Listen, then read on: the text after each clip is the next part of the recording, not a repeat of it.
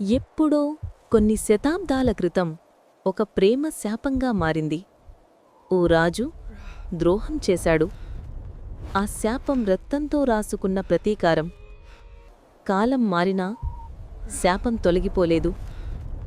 ఒక ఆత్మ తన హృదయాన్ని చీల్చిన వంశం వారసత్వ నాశనం కోరుకుంటోంది.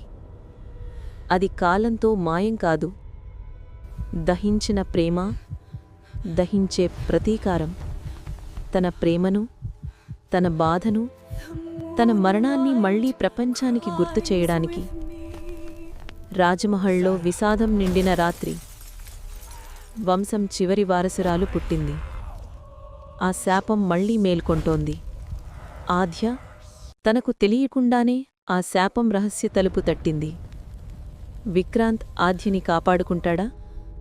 ప్రేమ గెలుస్తుందా లేక శాపం పూర్తి చేస్తుందా?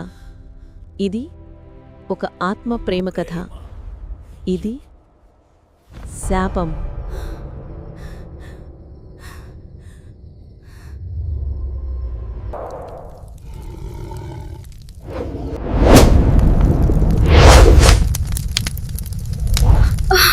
శాపం ఒక ఆత్మ ప్రేమ కథ.